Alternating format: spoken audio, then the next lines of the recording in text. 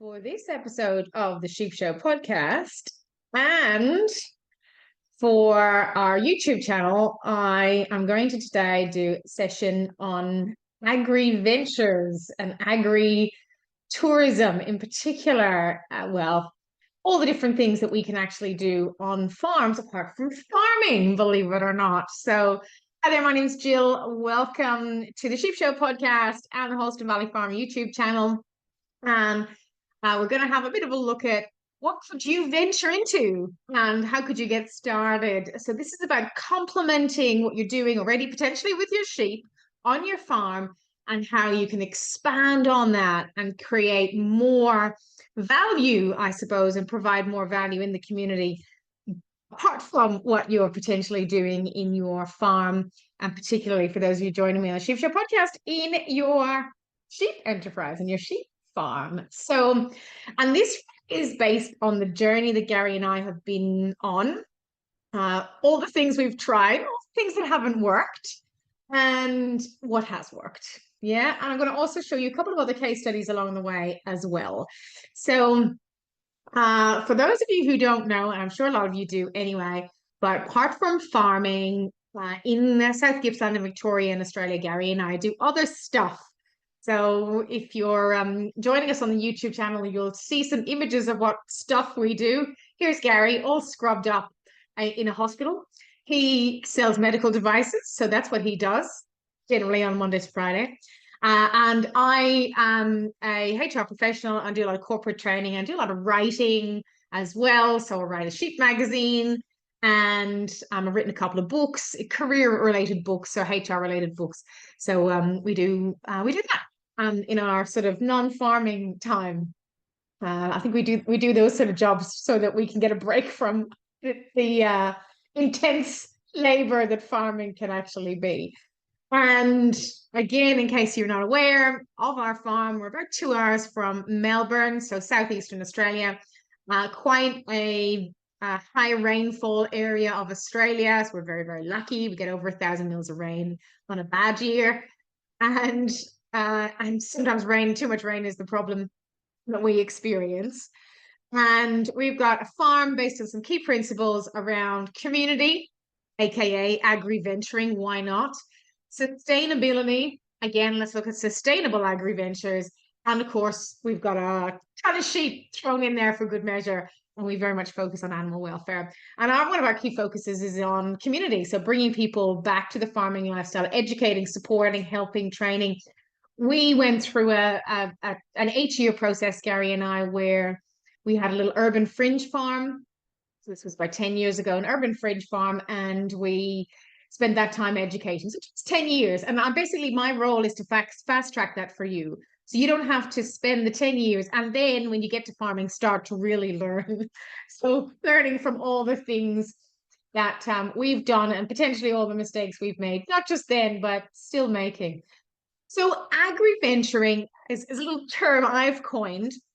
And basically it is venturing into new things on your farm as well as traditional farming practices. You know, for a lot of us, that's raising livestock, either for fiber, food, milk, whatever it might be, or something of the like, berries, crops, veggies, whatever it might be. So in this little session, we're going to have a bit of a look at what exactly is it? What could you do on your farm? How would you do it? And then what other people have done? And then when can you get started and how can you get started? So here's a little image of some of the first agri-ventures we actually did, and we still do these here. And again, if you're watching, if you're listening to the podcast, please head over to the YouTube channel and you see some of the images of this particular conversation that we're having as well. But I'll just describe it if you're driving or otherwise occupied doing the dishes or out on the farm. This is an image of us with some people who never farmed before from the city, who are came down to learn and get some hands-on exposure and just get a weekend in the country, and who were doing some hoof trimming in this particular very old image of probably our first or second year on the farm when we had our really old sheep yards.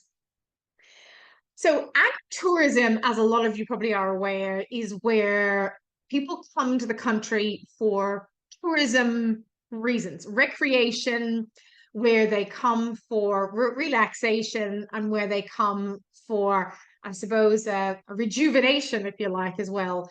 So obviously, the country life is quite a romantic view for a lot of people. We probably know living on farms, it's not always that romantic. In fact, it can be downright unromantic a lot of the time. I think Gary did refuse to pay me any romantic advances after seeing me covered in uterine fluid one time when he came home and found me. Anyway, so it can be really unromantic. But for a lot of people, it's something that they don't see every day. Just animals in a paddock, animals nursing, animals being born, animals growing, everything that happens on a farm, if you like. Even picking fruit of a tree is something that a lot of people we've had visitors come down, and the kids have never actually seen fruit in a tree before. They've never picked an apple from a tree before. So it's this real sort of draw card, this magnetism that the country actually has as an appeal. Agritourism basically is all of that. Yeah, all of that. Now, push the boundaries today with our agri-venturing, but agritourism is basically where people come. So, really, some of the ways to define agritourism and then moving into agri-venturing is that it's experiential. So, people come for an experience. It's generally related to agriculture. It has some form of entertainment, recreation, or educational pursuit. So that's where people come to do these things. It's quite immersive. So people get involved, or it's a bit like, going to a zoo, but like the whole other level, definitely another level from an animal welfare point of view, particularly when we see animals in their natural or as natural as a livestock would be, natural habitat as a livestock would actually be in, but out in the open, not in sheds, not in cages. Yeah. It's very immersive, and particularly our philosophy is we want people to really be involved and be immersed in everything. They Like, if it's raining, we still do it in rain. If it's hot, we still do it in the hot. So it's not that we mollycoddle, it's not that it's sort of sanitized, it's raw, it's real, it's it brings you alive. Yeah, it's very much about nature. Ideally, agritourism should be leave no trace. So people come and go, and you would never even know that they were there. There's no trace at all of the fact that there has been a tourism activity or an agri-venture activity.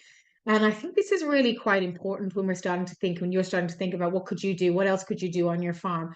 Can you be environmentally conscious? Can you be sustainable? Can you have leave no trace?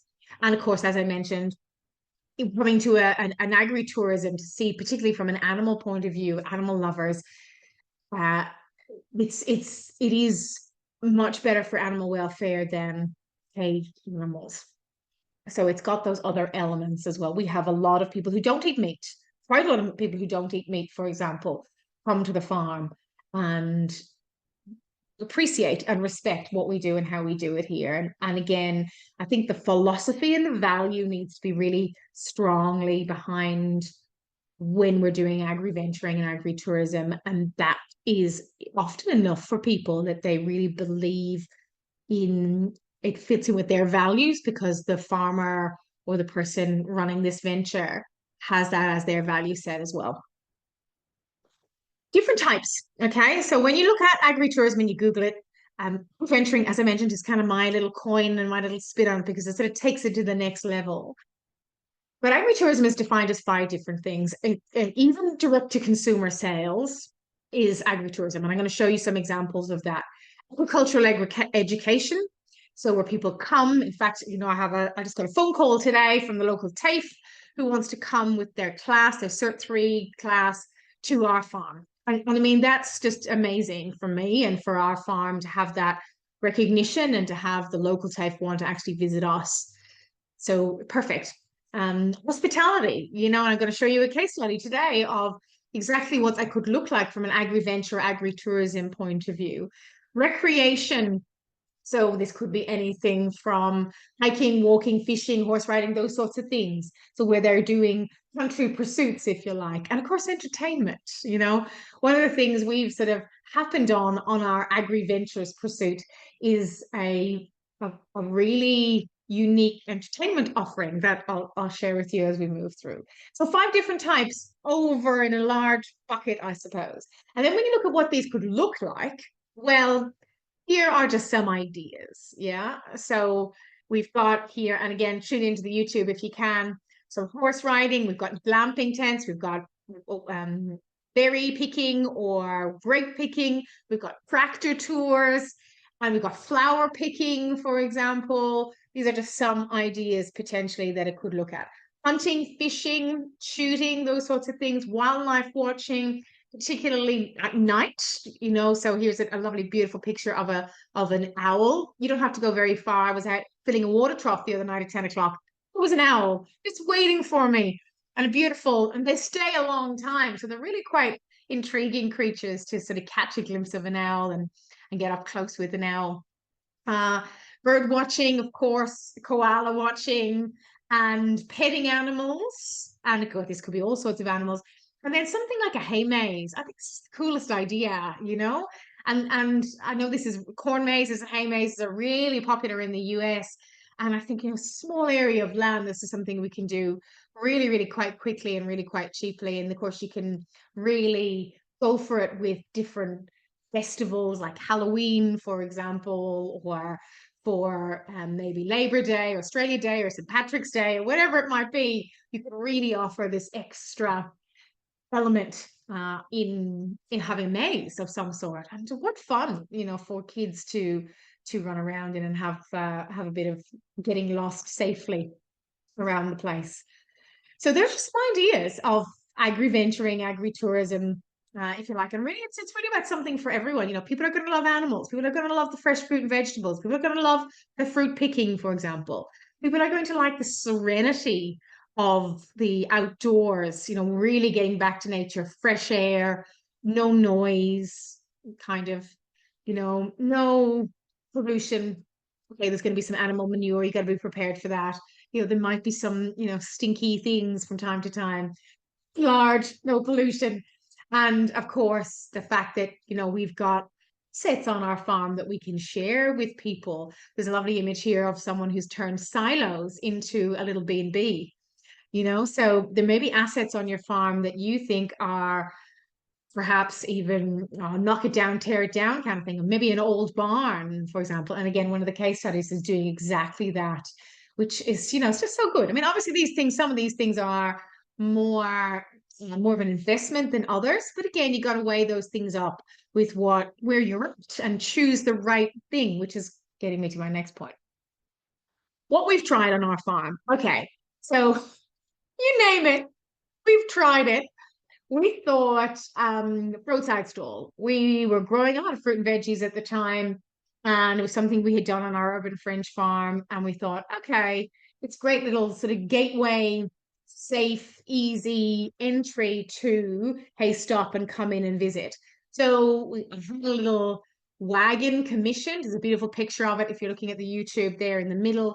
Little wagon commissioned, and I still use that to sell honey and eggs, are primarily the things that I put on there as well, but a little bit of information as well on sheep or information on meat as well on there. But in a while ago, we would produce a lot of, I still have a lot of fruit that grows. So if there's fruit available, it goes on in the little wagon on the roadside stall. Now I'll tell you about the pros and cons of this as we move through. We do direct sales, so eggs and meat, beef and lamb. We have a roadside sign, and of course, then we have the delivery of the meat as well that we do to consumers as well. And the way we do it is all Prime Safe approved, and it's all been checked and all above board. So that's just some of the things that we've tried. We've also got out and about in the community. So here's a great picture of one of our little pet lambs who went along to the local bank for the day, her little coat, and stayed there with one of the local dogs. I know, and basically slept in the bank all day until she got her feed, and attracted visitors. And they were raising funds for drought relief. So the whole bank was all sort of decked out to try and generate funds. And we had some little animals in there. Went in one day and they said, oh, can you bring this animal back to do the drought relief? I went in with the animal, to to to embarrass one of the girls slash give her a little birthday surprise. And that followed up with, first of all, a news story in the local paper about this little lamb, and then this feature. This is actually a picture from the paper as well.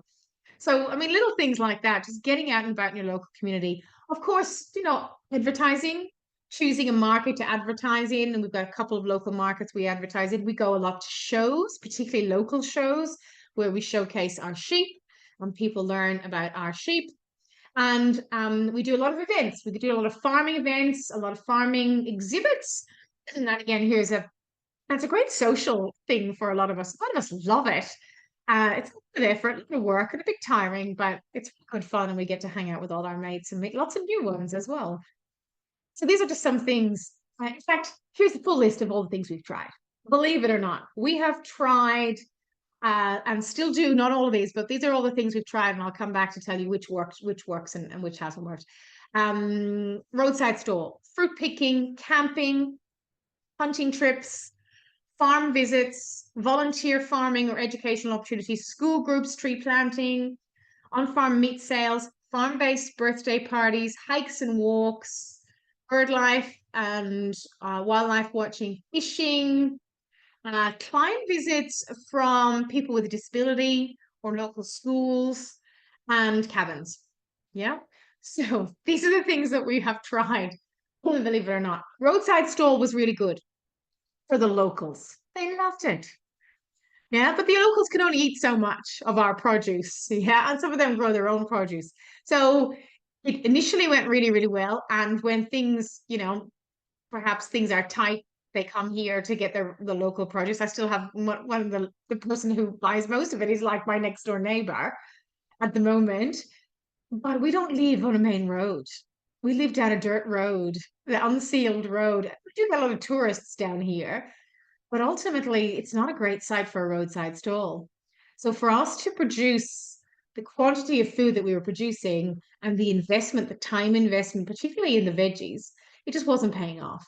Yeah, it was nice. It was a hobby, but we had way more things that we needed to do than really invest 10 hours a week or whatever it might be, or even 5 hours a week in something like that, where some of it was going to waste. So very minor now with the roadside stall, basically eggs and honey and a little bit of brochures about meat, but that's about it. So we've sort of cut back on the roadside stall, but it's still there because it looks really cute. Yeah.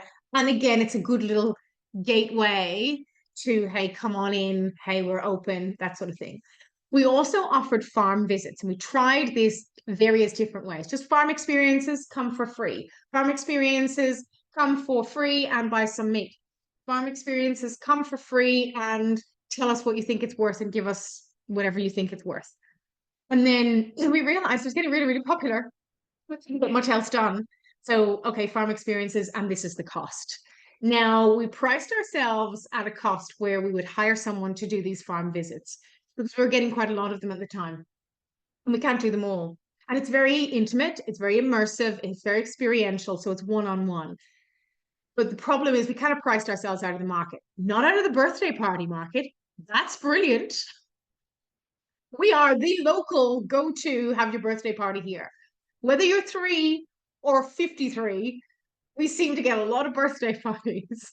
That's really cool. Yeah, we love it. We can sell meat and food and so on. Gary's got his food handler certificate, so we can cook food and serve it to our visitors and all above board. So that's been working really well. This Easter, we're coming up to Easter now, and I'm trialing a whole new farm visit. And this is what I mean by agri-venturing. I'm just venturing in to different angles. I'm going to find something that really works for us. Birthday parties work really, really well. Yeah. Large groups of people with disability who have funding work really, really well. And this extra Easter sort of program is, and I'll tell you afterwards how it goes because it hasn't happened yet, is where we open every day. 10 to 4, we are open, no bookings, just come on in. Not as intimate, not as one-on-one, but the gates are open. And we will have Easter egg hunts, we'll have sheep demos, we'll have, walk your sheep activities, we'll have a few different activities for kids to come along and other people as well. Someone who's interested in seeing the farm. And that will be a entry fee, $20 to enter, rather than a couple of $100, which is what we were charging for the farm visits when people came and they had like a half day program or a full day program, and it was very one-on-one and very immersive. So we've got one angle here that works farm-based business, the birthday parties, and then I'm going to try this other extra open for the school holidays type visit activity. The other thing I'll tell you later, which has worked really, really well, which is one of these things again, yeah, which has worked really well for us as too. And then when I say worked well, I'm talking about working commercially on a commercial scale. What is worth it for us in terms of our time? What's generating revenue from our farm, and what has been able to do it with the least additional cost: marketing, sales, promotion, fancy equipment, new machinery or vehicles, new sheds, those sorts of things. So just trying to make do with what we've got, but still push our revenue so that our farm is more sustainable. Remember that sustainable word? Very important. A lot of farms aren't sustainable at all. Yeah. And this is something that we are constantly trying to identify. What can we do to make our farm sustainable? YouTube channel, sheep podcast. They're all parts. They're all part of the agri-venturing piece. Yeah. Just in case you didn't know, I've got an ebook coming out soon. So all these different things are all part of this little agri-venturing element that we've got going on, which we always knew we would have on our farm. And it definitely, for us anyway, it uses some of the skills that we've got. So let's talk about that then. How do you actually work out what venture is right for you? Well, you've got to think about your farm. What assets do you have on your farm already that you can use or repurpose or utilize? What skills, interests, and passions do you have? We know the skills that Gary and I have, and they are communication, education, sales, and marketing. And we have been farming for a while too. Not decades, even though I grew up in a farming community. Gary lived in a rural community for quite a while. But we're not fourth generation. Well, actually, I am technically probably a fourth or fifth generation farmer. Done other things. Yeah, I left the farm. We didn't live on a farm when I was young. It was a little bit different. So we've got a breadth, and a lot of you will have a breadth of skills and interests and passions. So again, how can you package them up and venture into something with your unique skills, passions, and interests? What about the risks and regulatory environments? Everyone's is going to be different. Yeah. So, for example, when we did the roadside stall, I contacted the council, found out what the regulations were. As long as I don't cut up any fruit, it's fine. Yeah. As long as we don't sort of open any packaging that we might have, like the meat packaging that comes from the butcher, it's fine. Yeah. So you just look into what you're doing and the regulations, and just explore the risks that you're actually presenting as well. Where we've got insurance, for example, on our farm. So we're managing the risks. We're not ignoring them. We're trying to manage them. We're trying to get the best out of what we've got. And we really need to think about trial and error, trying something new. Doesn't work, that's okay. You're venturing into these things. So you're testing it, seeing if it works, tweaking it. Yeah. You think of anything like, I don't know, the iPhone, or perhaps even, this podcast facility that we're using, or YouTube. It wasn't something that someone just worked out and just worked. Try these things. We're going to work hard at these things. And it's okay to fail. Let's just fail fast. Yeah. Just fail fast. Because you don't have to have a business or commercial mindset. And that means that if something's not working, you need to change it. Yeah. If something is not getting you the results that you wanted to get, and you're not getting the outcome that you're intending to get, then you've got to think about tweaking it and changing it and having that commercial mindset all the time. So test, trial, tweak. Test, trial, tweak. Then think about using all the different ways that you can get your message out. Social media, traditional media, word of mouth, neighbors, contacts, connections, using, now when I say traditional media, yeah, of course, use advertisements, but what about sending something to your local newspaper? Yeah. How many of you have your local journalists on speed dial? That's what you need. You need to have them at the ready to get your message out there. Yeah. It's just one avenue. Not everyone's going to see it, but it's an avenue nevertheless. And let's break the mold. Let's be creative. Let's disrupt. Let's try something different. And that may mean pushing some of the regulations just a little bit. That's okay too. We've done that. And it's worked very much in our favor, but we've challenged people. I definitely have challenged a lot of people in my local sheep community. And do I get pushback and resistance? And do I get negative comments? Sure.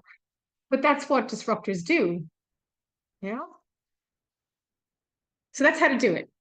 Assets on your farm. What have you got? And I'm going to talk to you about some case studies to help you understand what I mean by assets. Your assets, skills, passions, interests. What are the risks? What's the regulatory environment? Can you disrupt that? Can you push it a little bit? And can you test, trial, and tweak? And don't forget to get the word out there. Here's a case study. Blue Tree Honey Farm. This is actually a customer of mine, believe it or not. So they have some Wiltshire Horn sheep. Beautiful couple, Rob and Sharon, and their family, not too far from us. And when they bought their farm, there was a beautiful old shed on their farm. So they turned it into a cafe and they produce honey. That's what they do on their farm. They have some other livestock, but it's a small housing with a really good shed, car park area, and in a really good location, not too far from a town. They've been able to get some great signage. They've been able to get some great promotion. They do a lot of other things. They provide beekeeping supplies and beekeeping equipment. They have a website, for example. They sell honey. They attend lots of farmers markets. And of course, they promote their farm, the farmers market. So again, you can see, if we look through that little list, they looked at the assets on their farm. They've looked at the skills and interests and passions. They're managing the risks. People don't get stung. They've looked at the regulatory requirements. They've got a commercial kitchen, for example, because they need that for the bees. They've tweaked it, trialed it. They use social media and traditional media, and they're doing it on foot as well. They're actually going to events, they're going to expos, they're going to local shows, and they are disrupting. They have honey, they have beekeeping supplies, and they have a cafe, and they're using the assets on the farm. Perfect in my mind. It's a perfect agri-venturing case study. Here's another one. This is, again, somewhere quite local to me, a farm called I Love Farm. So just to confirm, that was Blue Tree Honey Farm. If you Google Blue Tree Honey Farm or Fisher's Beekeeping Supplies at Gmail, I'll pop them in the show notes anyway, but that's Blue Tree Honey Farm. Next case study is I Love Farms in Mirbeau North / Delburn. So they're right on the border between Mirbeau North and Delburn. Again, 10 minutes from me. And what they did was they used the biggest asset on their farm, which is there on a main road, a very busy main road that's taking everyone from sort of our side of sort of the highway, the freeway, to the main industrial commercial center of Gippsland, yeah, which is Traralgon, Latrobe Valley. So it's a very, very busy highway that you get a lot of through traffic. And they have a beautiful old shed, and they've turned that into a farm store. Not humanly manned, so they've been very creative with technology. They have cameras, they have the little square. You go in there, you weigh your own produce, you put in what you've bought, and you can buy milk and eggs and veggies and potatoes and honey and anything that might be seasonal, flowers sometimes as well, cream, so they've got fridges in there. It's fully electrified, it's all above board, and brilliant little extra business. But the main asset they're using is their location, where they're physically positioned on that route on the way to a really big commercial center. Obviously they've got skills. They're farmers. This is a farming family here, and they don't want to stand in a shop all day. So what do? Well, they invest in the technology and they set it up so that they can basically free themselves up to farm, because that's their core business.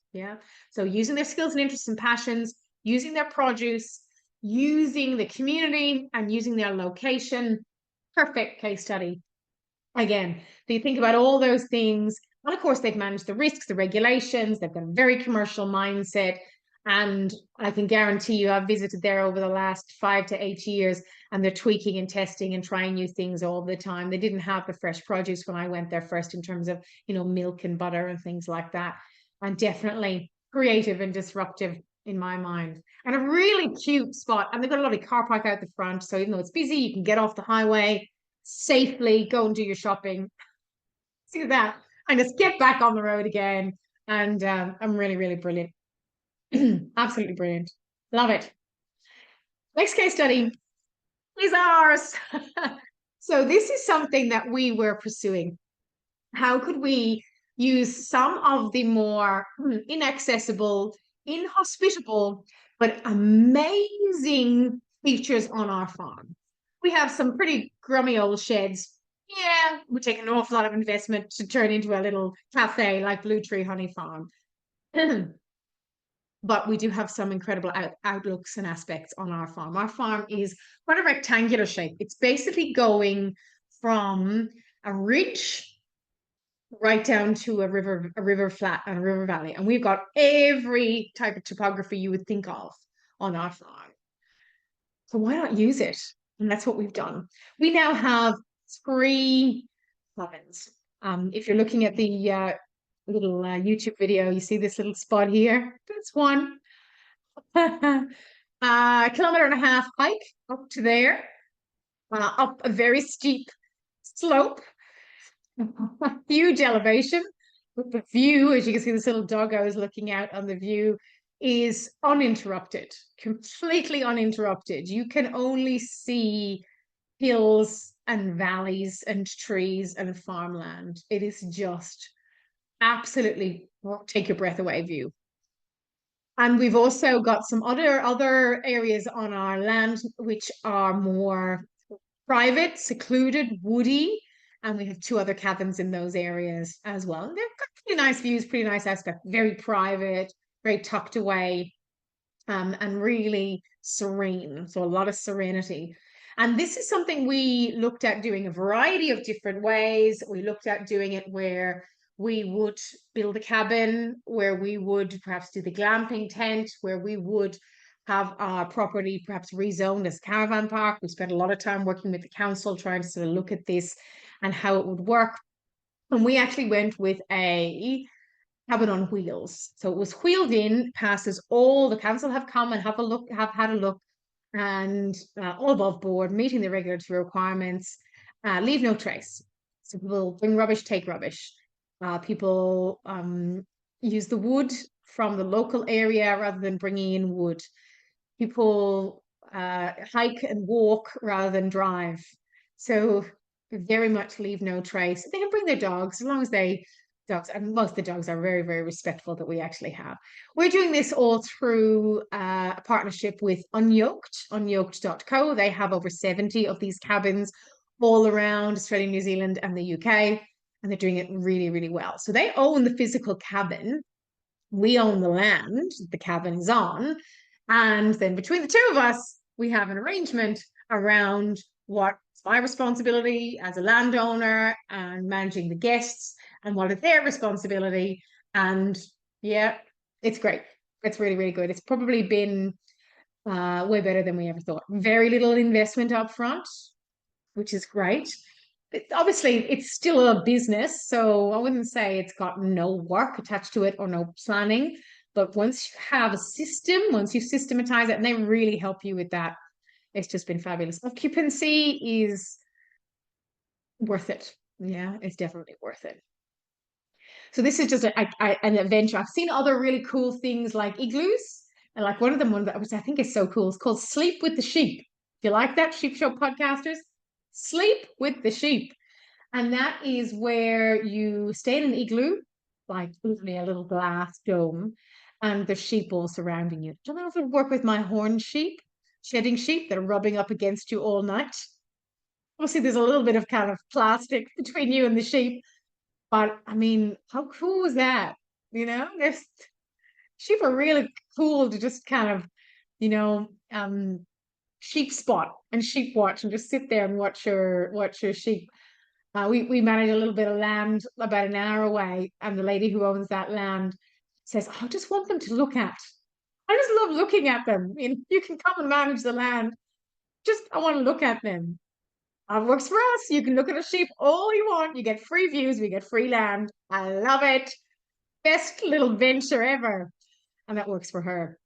So these cabins really have been a great asset to our farm, and going from strength to strength. Now, again, planning systems, good people. They're gonna, good people around you, good people in your unyoked, and good local team for you. Like for Gary and I, we have full-time jobs, so we need a good local, reliable team that are skilled, and we do have that. And that's just been amazing for us with Chris and Amanda, who help us out every day, which is great. So beautiful option. And again, we've used the assets, we've used our interest and passion. So community, yeah, and welfare, education, it's got it all here for us.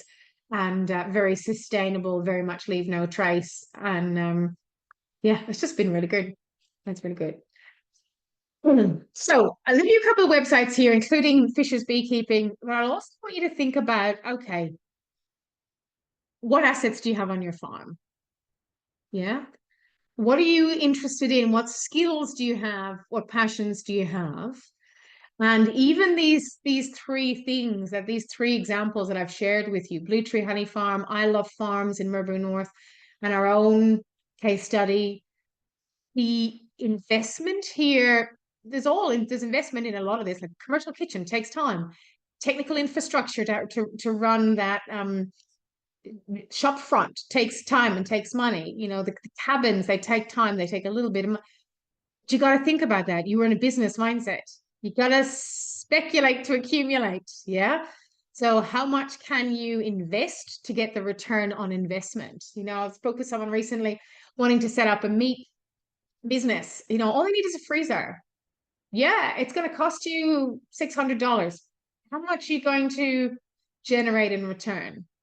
That's going to be 2 lambs, for example. Yeah, it's a business expense though. So think of it. If you're thinking like a business, it's a no-brainer. You just need a freezer, get a freezer. Yeah. If you need a cool room, get a cool room.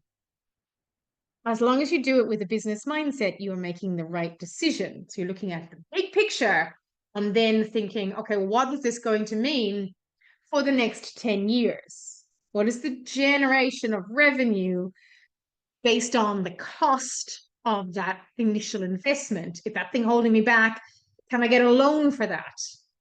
Yeah. Can I perhaps, go to the bank with a lamb and ask them for a loan potentially? What can I actually do to get me closer to where I want to be and get me in a position where I too can agri-venture?